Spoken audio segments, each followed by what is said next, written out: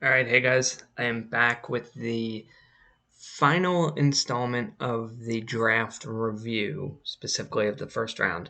I mentioned on the previous video that I'm going to do one more.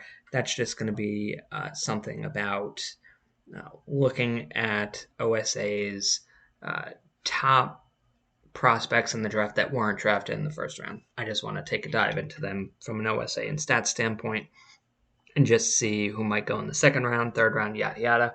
I haven't looked at who's in the second round, but we'll get to that later. This video is about the least valuable draft picks based on the anonymous scouts that I use. So, for example, this didn't happen, but let's say Huey Pardo, who was draft number one, let's say those scouts think that he was the 21st best prospect of those players that were drafted. He would be on this video. The previous video I did was the opposite of that, just the most valuable. So we're going to go with number 5. And this one might be controversial because I remember seeing some information about him in the chat. But number 5 is Cooper Pugsley. He is Australian. He is out of Archbishop McCarthy High School. He is 17. He just turned 17 about 2 months ago, so he won't be able to be adjusted with rewards until the next off season.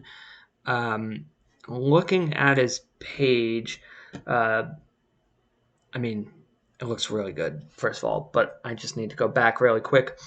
He was drafted by Napoleon at number 10, and the scouts that I used, he had pretty wide range, actually. He was ranked at 3.5 stars to 5 stars. So if he's on this list, you can probably safely bet that there were more 3.5 star scouting reports than 5 star. Now, looking at Cooper, we're going to talk about this in a second, but what an awesome personality. I mean, he's got everything you really need in terms of the personality traits. So, good get there. Profile, 100 contact potential is ridiculous. Gap power, really good. Home run power, 95. Thank you. I 61, avoiding Ks 100. So OSA loves him. OSA's got him in the 5-star range. His speed, good enough. Can't really steal. That's fine. Fielding, he's going to have to improve that error ability.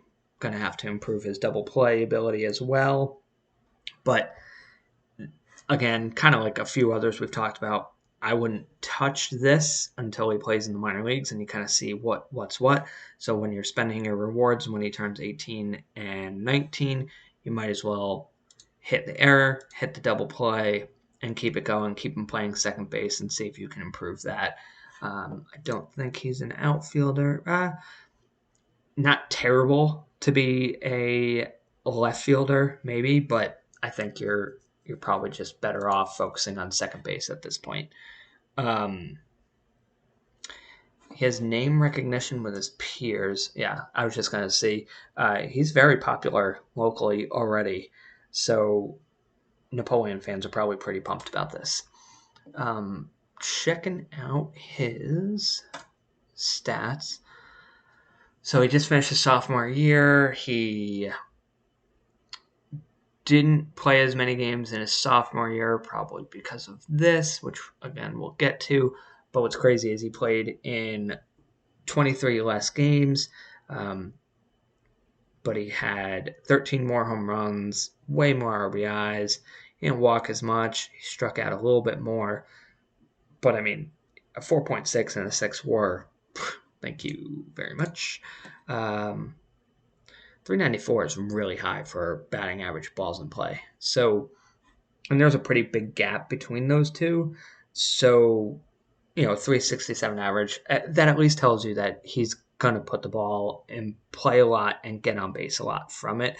I don't know where he's going to land with this kind of number, but I guess that's all to say it shouldn't be a problem. Let's look at his fielding. So he did pretty well as a second baseman as a freshman. which is good to see.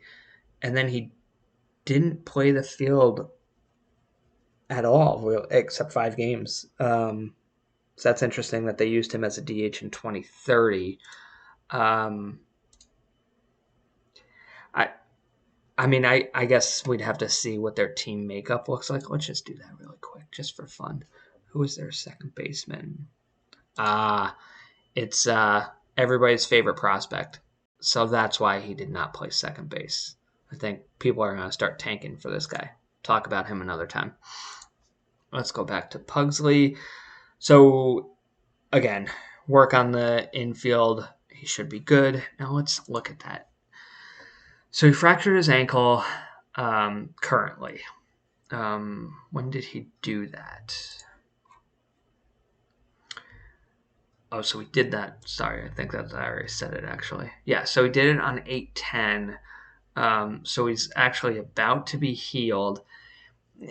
That's a tough one. If you really, I'm not sure if 24 is going to let me do it, but what I was going to say is if you really were curious, let's just see if he'll do it, because I know that he's a guy that people have been looking at. 8/10, 2030. What I'm looking for is I just want to see. Now I gotta remember where he went to school. I just want to see if that injury was like. I think this is where he was, right? I think that injury. What if it's a hit by pitch or something weird? Is this the right team? I should. So this is what I said. I did say. I don't know if you saw it on the other ones. I didn't do any prep work for this, so Pugsley collision at a base. Okay, so listen, I don't love injuries, but I would prefer collision at a base injury than injured throwing a ball or injured fielding a ball or anything, or injured swinging a bat, things like that, right? Um, so that could be a fluke thing. So I think when you're drafting, I mean, he was drafted number 10. So realistically, I'm going to say I disagree with the anonymous scouts. I think that he's somebody that's worth taking.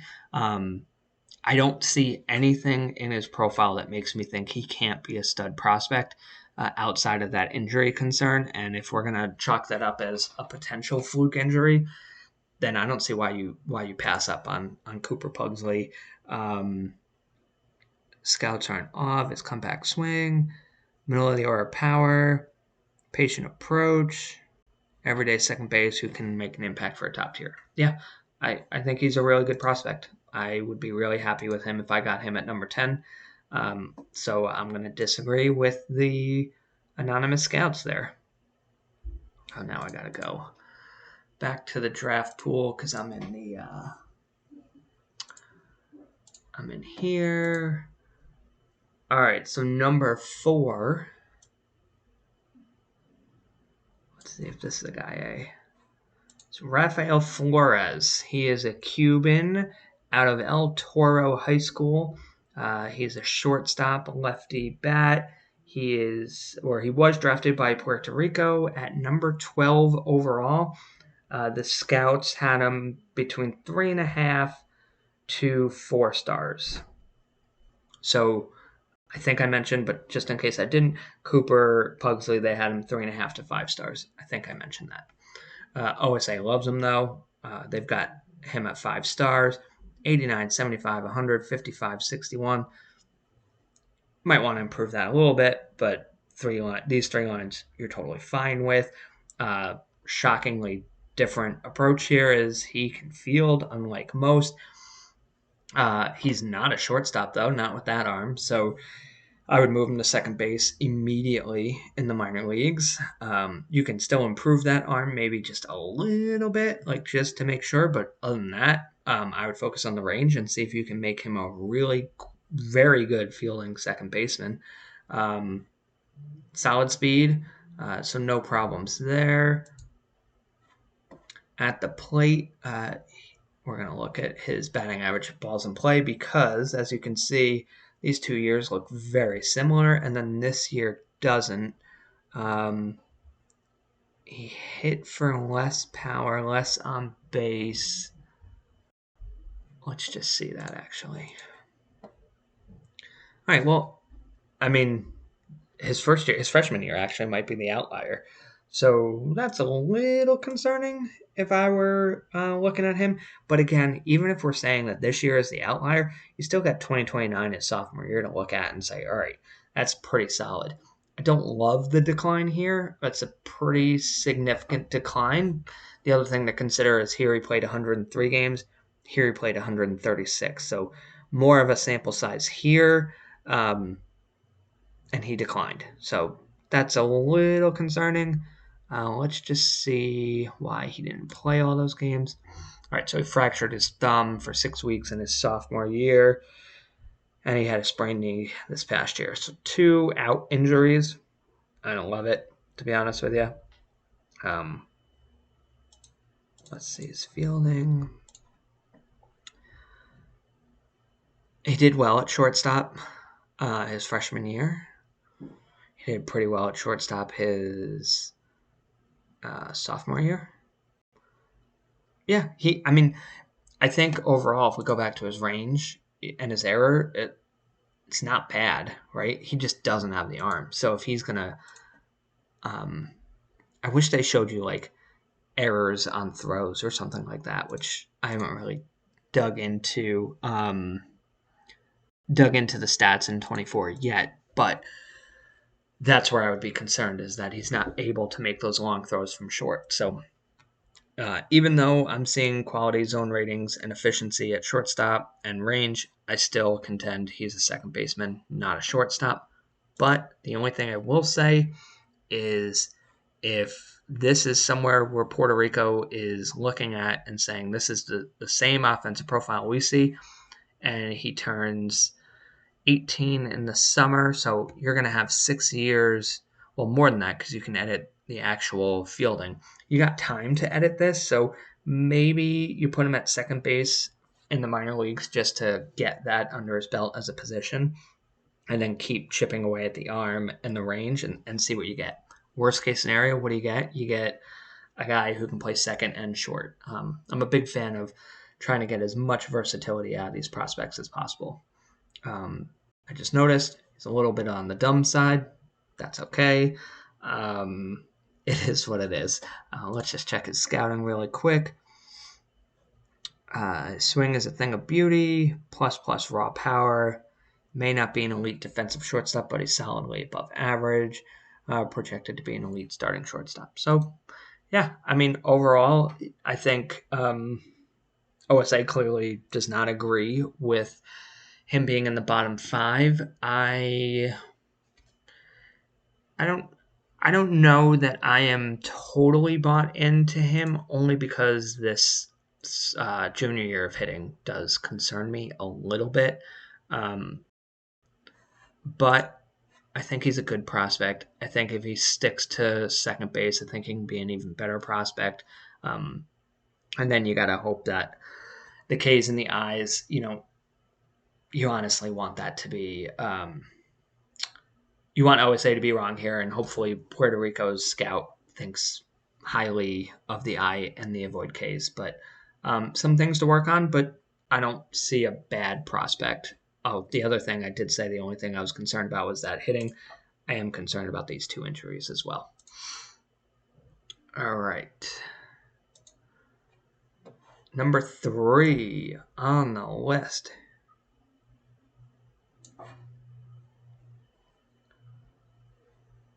Who is number 3 on the list? I think I might have spelled the guy's name wrong on the list, so just hang tight.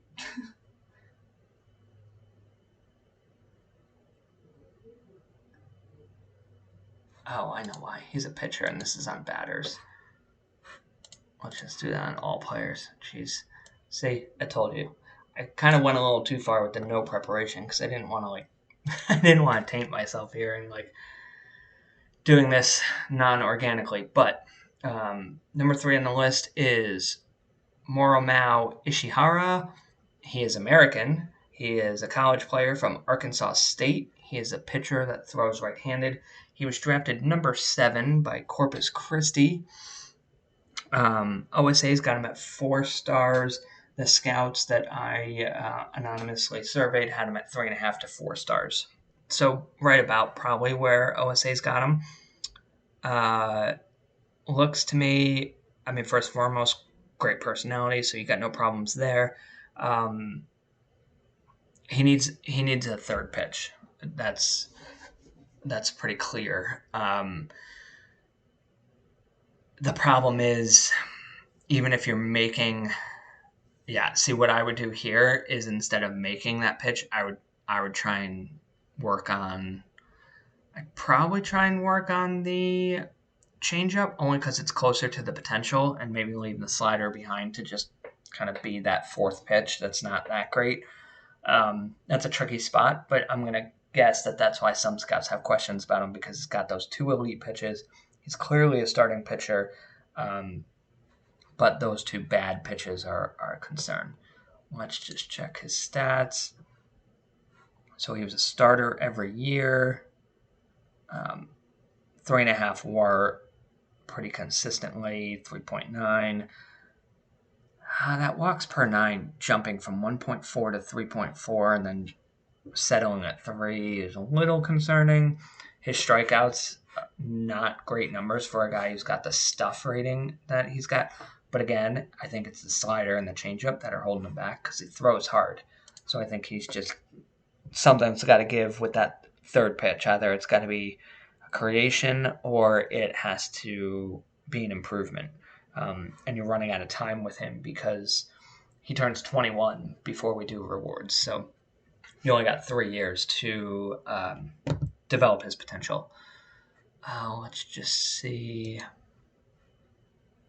Injuries. Oh, don't like that. It's funny when I see these injuries. Yeah, I just don't like it. A rotator cuff strain as a freshman in college, his first year being in the game, that's a worry. A back injury that had a moderate effect. It was day to day, but it was 2 weeks. That's concerning for me. Scouting report, those 4 pitches, bread and butter pitches of fastball, elite stuff, excellent command and control, front rotation guy. Yeah, I mean, I don't agree with the front rotation unless the third pitch and maybe even a fourth pitch are improved. But he could definitely be mid rotation, assuming he stays healthy. But I could see why some scouts are concerned with him. So he is number 3 on the list. Let's go to number 2.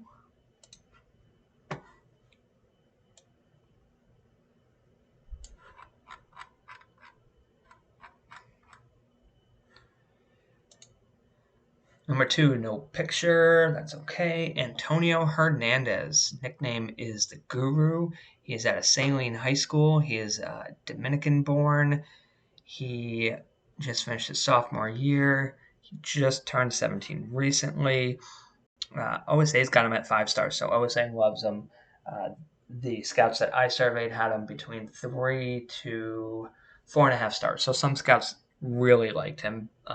If he's on this list, though, my guess is based on the formula I did, more scouts had him at the 3-star range. Looking at his stuff, he's got what you need to be an effective starter. He's got the stamina. He's got the 3 solid pitches. The movement is very good potential, very good control potential. His movement is really far away from his potential, though, in relation to where his control and his stuff are. But again, he's only 17, so I don't think you have to freak out about that.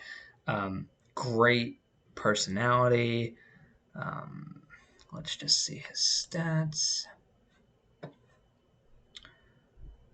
I think his stats are pretty good. You look at that 4.51 ERA and you might freak out a little bit. He gave up 111 hits in 109 innings, but balls in play, the batting average was 330. So he might have just been kind of a victim of bad defense. He did walk more batters in his second year per 9. That's a little bit of a concern. especially when you consider movement is the thing that's further behind, not the control. He had 1 home run per 9. Honestly, I expected it to be a little bit higher based on that movement. Let's check out his injury history. Gosh, all these guys have something on their record. He's got one injury that I'm concerned about. You're just going to have to wait and see. It was this year. It was towards the end of the high school season. So both of his injuries happened in 2030. So the fact that he made it out 2029 injury free is something that you can hopefully hope that, makes this more of a fluke than anything. Just because a player gets injured doesn't mean they're prone to injury. Scouting report. His peak repertoire, blazing fastball plus splitter. Strike throwing ability and movement of his pitches will limit the long ball. He has the stuff to generate swings and misses, making of a future ace.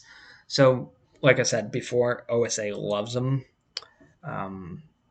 He's a ground ball pitcher, so the way that he's going to be more effective is by having a better defense, which does speak to the fact that, maybe this season he was let down. And just because we're talking about it, why don't we just go see? I don't know if I'm able to click them. Yes, here we go. Let's see what their defense was. Not terrible, to be honest with you. I mean, that doesn't speak to what their infield defense was. I usually just sort by efficiency. Their shortstop was really good. Second base was pretty good. Third base. Yeah, I mean, I wouldn't say that the data supports my assumption that defense let him down, but it's definitely something to look at and keep an eye on. Again, he's 17 though, so you're just going to have to wait and see, put him in a position to succeed in the minor leagues and see what you can do. If I was doing rewards on this guy, honestly, I'd probably be a little bit greedy and I would probably add a 4th pitch. And the reason I say that is, so you look at that splitter, 59.76. In theory, that's pretty good. Like 76, 78, 59 for high school is really good overall, but he didn't really have the strikeouts that I would expect. Like I would expect double digits, to be honest with you, at that point, because that's some elite stuff for a high school pitcher. So that's makes me think maybe one of these isn't where it appears to be. So you add another pitch, gives you a little bit of cushion in terms of, like, let's say this splitter is really like 49.66. It's not bad, but it's not going to be that elite 3rd pitch that you're looking for. So that's what I would do with him. But again, I think he's a guy that has potential, depending on where the movement ends up, depending on how the stuff levels out with this 3rd pitch. He could be a really good pick by St. Louis at number 9, or he could be a guy that maybe is in the bottom of the rotation.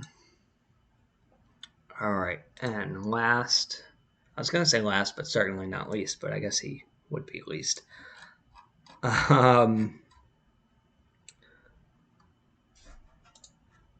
Manuel Carreras, a Northern Patriot high school player. He is a second baseman, bats righty, and he was drafted number 8 by the Shelbyville Reds. OSA loves him, so you got that going for you at 5 stars. The scouts that I surveyed actually had him ranging between 2.5 to 5 stars. So he's one of those prospects that I think scouts haven't really figured out what they see, what they like, what they don't like in him. So he's kind of one of those guys that you're just going to have to wait and see what you get. But clearly Shelby loved him.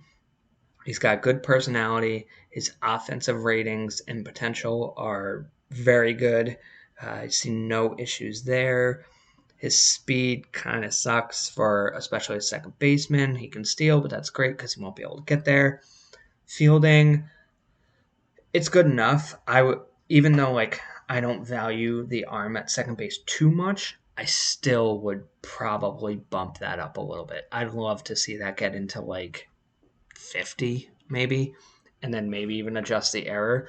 So again, if you're thinking this is what I see and this is what I agree with, then focus your time here. Let's just see his stats.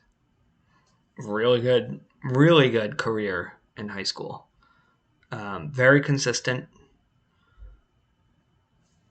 I'm taking no issue here. I think he was just a good hitter.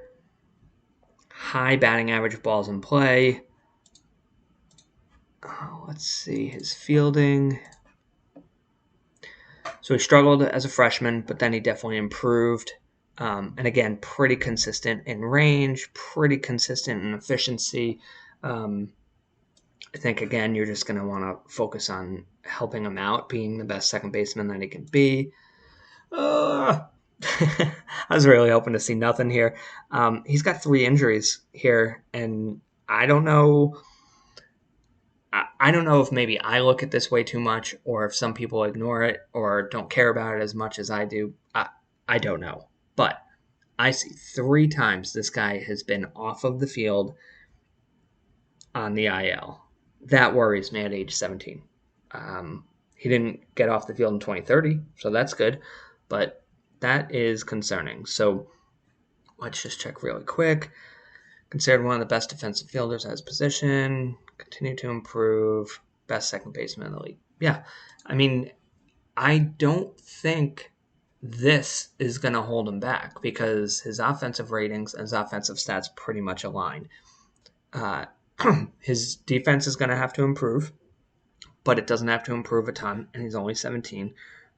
What needs to improve, and the thing that's going to hold him back is this.